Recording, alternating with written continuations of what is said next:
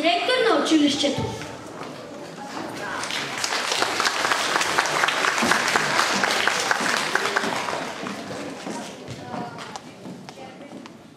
Добър ден! Най-напред искам да прочета обръщението на Сергей Игнатов, министър на образованието, младежта и науката.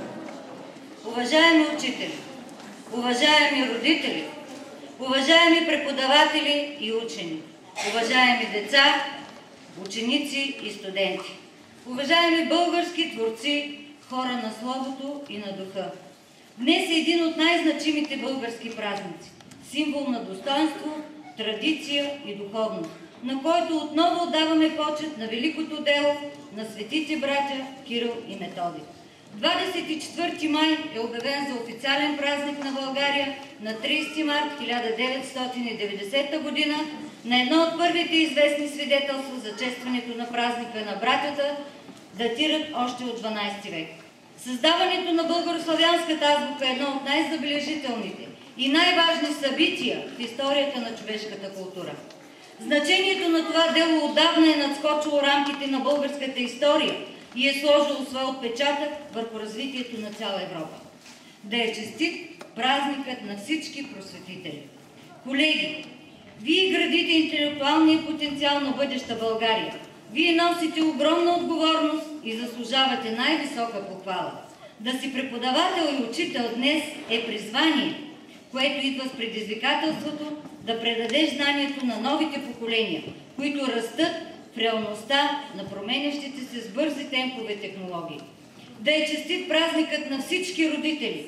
От вас децата научават първите си думи. Научават кое е добро и правилно, кое е благородно, честно и достойно.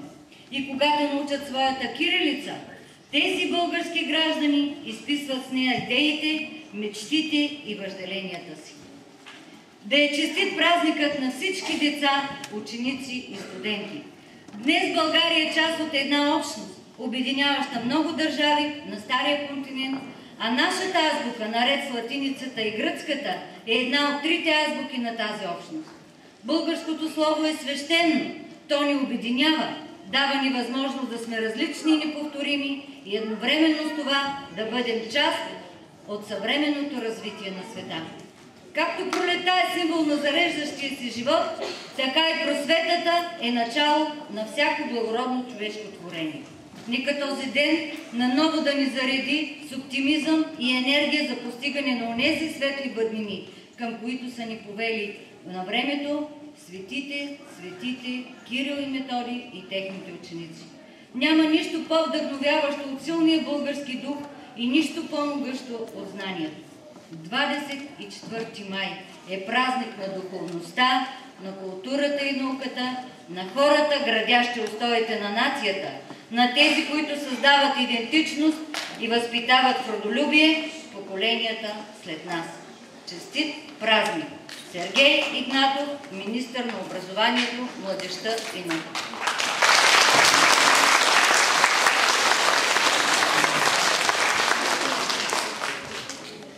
–24 май – ден на българската просвета и култура и на славянската писменост.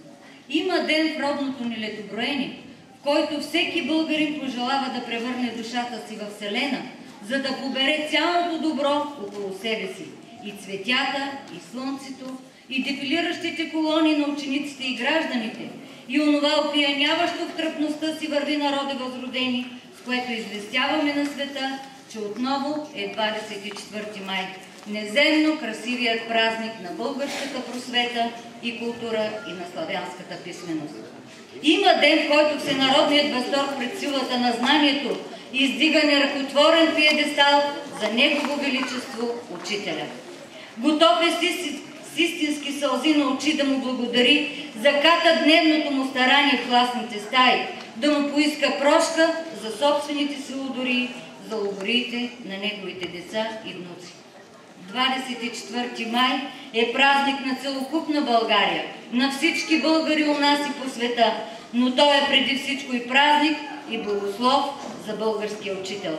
Затова искам да благодаря на всички свои колеги, които не жалят здраве и сили и дават всичко от себе си, за да вдъхнат увереност в детските души, за да формират личности, заредени със знания и умения, личности, способни да въплатят в дела мечтите си.